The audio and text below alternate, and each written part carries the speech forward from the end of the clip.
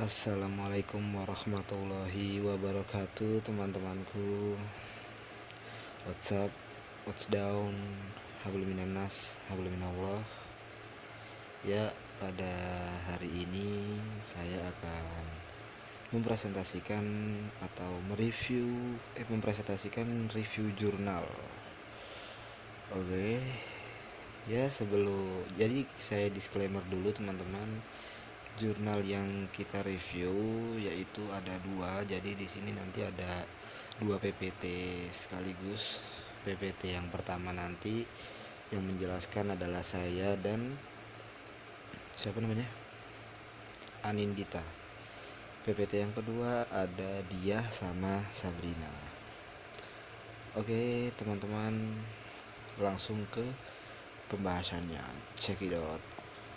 Oke, langsung saja teman-teman. Di sini review jurnal pertama, judulnya adalah penggunaan layanan konseling individu dengan pendekatan behavioral untuk mengurangi perilaku membolos peserta didik kelas 8 MTS Miftahul Ulum Merabung 3 Kecamatan Pubung Kabupaten Tanggamus. Mohon maaf teman-teman, di sini banyak typo ya, mungkin yang mengerjakan ngantuk, saya tidak tahu. Jadi jurnal ini ditulis pada tahun 2016 oleh Nova Erlina dan Laili Anissa Fitri dan diterbitkan oleh Jurnal Bimbingan dan Konseling Raden Intan. Jika teman-teman ingin tahu lebih lengkapnya, ada linknya di situ. Oke, nanti kami bagikan di grup PPT-nya.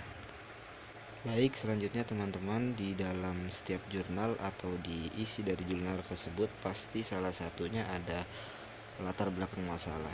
Di sini saya akan membacakan sedikit, nanti sisanya kalian yang baca ya teman-teman. Karena ini sangat banyak sekali, mungkin saya akan baca paragraf pertamanya saja. Layanan bimbingan pribadi sosial adalah hubungan untuk membantu para individu dalam memecahkan masalah-masalah pribadi sosial seperti masalah hubungan dengan sesama teman, dengan guru, serta staf, permasalahan sifat dan kemampuan diri, penyesuaian diri dengan lingkungan pendidikan dan masyarakat tempat mereka tinggal, dan penyelesaian konflik. Di dalam bimbingan dan konseling terdapat 4 bidang bimbingan, yaitu pribadi, sosial, belajar, dan karir. Oke, lanjut ya teman-temanku semua. Di sini subjek penelitiannya adalah peserta didik kelas 8 MTS Miftahul Ulum Merabung 3 tahun ajaran 2015-2016. Tujuan penelitiannya adalah untuk mengurangi perilaku membolos peserta didik kelas 8 MTS Miftahul Ulum Merabung 3 tahun ajaran 2015-2016. Penelitian dalam skripsi ini termasuk dalam penelitian lapangan. Penelitian ini dilakukan di MTS Miftahul Ulum Merabung 3 dan penelitian ini juga dilakukan dengan melihat hal-hal yang berkaitan dengan masalah yang diteliti, yakni pelaksanaan layanan konseling individu dengan pendekatan behavioral dalam menanggulangi peserta didik yang membolos di MTS Miftahul Ulum Merabung 3. Penelitian ini bersifat kualitatif, yaitu suatu metode dalam penelitian suatu objek yang bertujuan membuat deskripsi, gambaran, atau lukisan secara sistematis dan objektif mengenai fakta-fakta, sifat-sifat, dan lain-lain. Kemudian teman-teman, hasil penelitian dari hasil proses konseling secara keseluruhan menunjukkan bahwa masalah perilaku yang dialami kelima siswa tersebut setelah mendapatkan keterampilan dasar konseling telah mengalami perubahan, yaitu penurunan perilaku membolos sekolah jika dibandingkan sebelum melakukan keterampilan dasar konseling. Hal ini menunjukkan bahwa pemberian konseling individu dengan keterampilan dasar konseling efektif mengatasi masalah perilaku membolos sekolah pada siswa. Ini sesuai dengan fungsi konseling individu, yaitu pengentasan masalah. Selanjutnya, ada kondisi perilaku siswa yang membolos sebelum mengikuti layanan konseling. Yaitu pada responden pertama dengan inisial IM yang memiliki perilaku membolos sekolah hingga berhari-hari. Responden 2 SP juga mempunyai perilaku membolos sekolah hingga berhari-hari, bahkan dalam 1 minggu tidak masuk sekolah sebanyak 3 hari. responden ketiga DR yang juga mempunyai kebiasaan membolos sekolah. Rata-rata dalam seminggunya, DR melakukan bolos sekolah 3-4 kali. Responden keempat dengan inisial R yang mempunyai perilaku membolos sekolah yang dilakukan hingga berhari-hari, bahkan dalam 1 minggu tidak masuk sekolah. Responden kelima dengan inisial PS yang juga mempunyai perilaku membolos yang dilakukan hingga berhari-hari. Menurut pengakuannya, diketahui biasanya PS membolos karena jarang mengerjakan tugas yang diberikan oleh guru.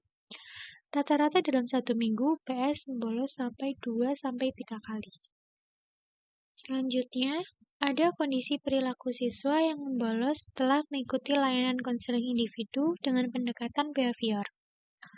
Setelah melakukan layanan konseling individual, ada perubahan perilaku yang dialami oleh siswa yang bolos. Perubahan perilaku tersebut adalah responden sudah masuk sekolah setiap hari dan tidak pernah membolos sekolah.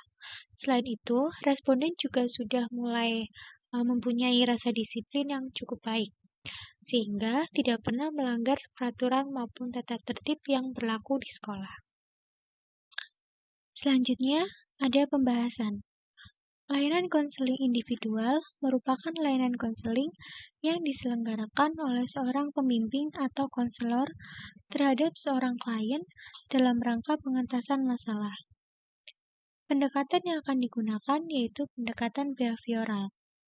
Pendekatan behavioral yang memusatkan perhatian kepada perilaku yang tampak mengindikasikan bahwa dalam pelaksanaan konseling yang perlu diperhatikan adalah pentingnya konselor untuk mencermati permasalahan pada perilaku klien yang ditampilkan untuk selanjutnya merumuskan secara jelas tentang perubahan yang akan dikehendaki oleh konselor. Perilaku membolos sekolah yaitu suatu bentuk perilaku yang dilakukan oleh siswa yang berwujud seperti pelanggaran norma sekolah dalam bentuk siswa tidak masuk sekolah dan meninggalkan sekolah tanpa izin. Faktor yang menyebabkan siswa mempunyai perilaku membolos sekolah diantaranya yaitu sering meninggalkan pelajaran yang tidak ia sukai, tidak kembali ke kelas, dan meninggalkan pelajaran sebelum jam pelajaran selesai. Dan juga adanya ajakan teman yang membolos sekolah untuk bermain PlayStation. Saat pelaksanaan layanan konseling individu dengan pendekatan behavioral yang dilakukan oleh guru BK di MTS Miftahul Ulum memberi kesadaran kepada siswa bahwa perilaku membolos itu sangat merugikan diri sendiri untuk masa yang akan datang. Karena dengan membolos sekolah dapat merugikan masa depan siswa itu sendiri. Juga akan tertinggalnya pelajaran dengan teman-teman lainnya. Selain itu juga, guru BK memberikan pemahaman secara optimal betapa pentingnya sekolah dan belajar di dalam kelas, dan dengan belajar pasti siswa akan jadi pintar dan pandai. Setelah dilakukan konseling, siswa sudah terlihat mempunyai rasa disiplin yang cukup baik, sehingga siswa cukup dapat memahami bahwa perilaku membolos sekolah itu tidak baik dan berdampak buruk bagi dirinya. Selanjutnya adalah review kelebihan dan kekurangan. Kelebihan pada jurnal ini yaitu pembahasan mengenai metodologi penelitian yang digunakan pada jurnal ini dijelaskan dengan merinci dan secara lengkap disertai dengan pendapat ahli. Penggunaan EYD sudah lengkap, jurnal juga disusun dengan struktur yang sesuai. Pada jurnal ini dilampirkan potongan surat Al-Quran yang sesuai dengan pendekatan yang digunakan, yaitu pendekatan behavioral. Hasil penelitian pada jurnal juga dijelaskan secara rinci tiap responden yang diteliti, sehingga pembaca mengetahui kondisi responden. Adapun kekurangannya, yaitu pendekatan behavioral pada saat melakukan tahapan konseling kurang ditekankan, sehingga hanya menggunakan keterampilan dasar konseling saja.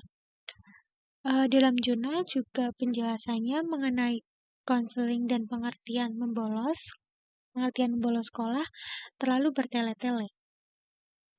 Terdapat kesalahan tik pada beberapa kata di dalam jurnal tersebut.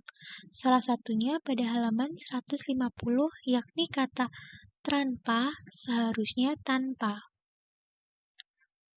Ya, sekian presentasi dari kami mengenai review jurnal intervensi dengan pendekatan behavioral. Kurang lebihnya mohon maaf. Wassalamualaikum warahmatullahi wabarakatuh.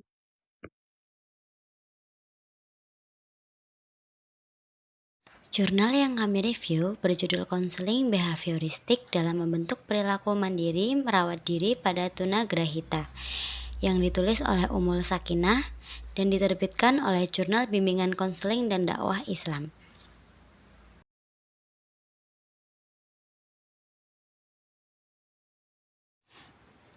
Kemudian kita masuk ke bagian isi jurnal.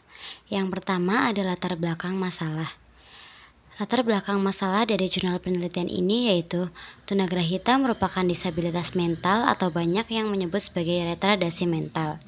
Dalam penulisan jurnal ini, spesifik pembahasan tunagrahita, para penyandang disabilitas intelektual atau yang mengalami retardasi mental dalam analisis konseling dalam upaya kemandirian bagi penyandang tunagrahita itu sendiri. Menarik dalam hal ini adalah penyandang disabilitas mental atau tunagrahita masih mendapatkan representatif sosial yang tidak seimbang, masih adanya stereotip atau prasangka-prasangka negatif yang menimbulkan tingkah laku dan pandangan masyarakat yang tidak benar terhadap penyandang tunagrahita. Tunagrahita memiliki hak untuk mendapatkan aksesibilitas dan kemudahan dalam kehidupan sehari-hari, berhak mendapatkan pendidikan yang mumpuni, berhak mendapatkan advokasi, dan mereka berhak mendapatkan apapun sebagaimana orang lain mendapatkannya.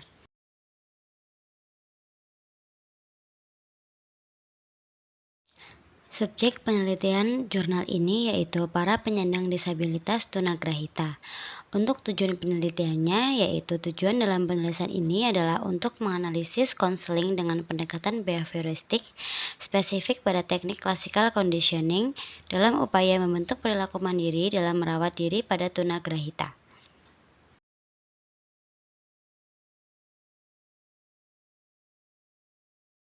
Untuk metode penelitian pada jurnal ini menggunakan pendekatan penelitian deskriptif murni.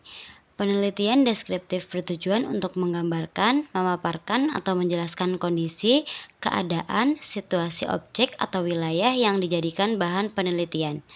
Penelitian deskriptif hanya memotret apa yang terjadi sebagai realita tanpa mengubah, menambah, atau memanipulasi objek dari penelitian. Penelitian deskriptif murni merupakan penelitian yang benar-benar hanya memaparkan apa yang terjadi dalam sebuah kancah, lapangan, atau wilayah tertentu. Data yang didapat diklasifikasikan menurut jenis, sifat, dan kondisinya. Sesudah datanya lengkap, baru dapat dibuat kesimpulan.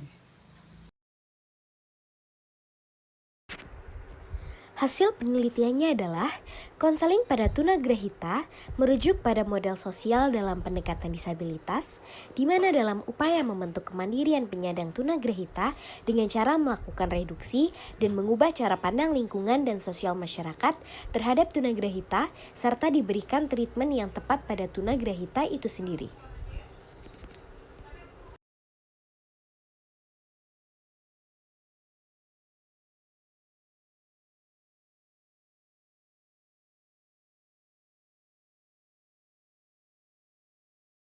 Pembahasannya adalah Classical Conditioning Theory. Penyandang tunagrahita yang tidak memiliki kemampuan dalam menentukan pilihan dan kebijakan yang terbaik untuk diri mereka sendiri. Pendekatan behavioristik lebih efisien dan sesuai dengan harapan dari keluarga, lingkungan, dan konselor. Tahap-tahap konseling behavioristik. Yang pertama adalah melakukan asesmen dan identifikasi. Yang kedua, menentukan setting goals bersama orang tua dan sekitarnya. Yang ketiga, treatment yang intensif dari teknik classical conditioning. Dan 4 adalah evaluasi.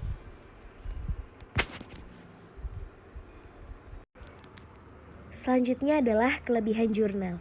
Kelebihannya adalah yang pertama, dijelaskan prosedur penelitiannya dan pembahasan spesifik mengenai tunagrahita. Yang kedua, kata yang digunakan dalam jurnal bersifat baku dan sesuai dengan kamus EYD bahasa. Yang terakhir adalah menyertakan daftar pustaka. Kelemahan dari penelitian ini adalah analisis masih sangat terbatas dan sempit. Kedepannya dapat melakukan kajian terkait tunagrahita dalam pendekatan yang berbeda dan teknik yang beragam. Baik, terima kasih dari kelompok 2. Wassalamualaikum warahmatullahi wabarakatuh.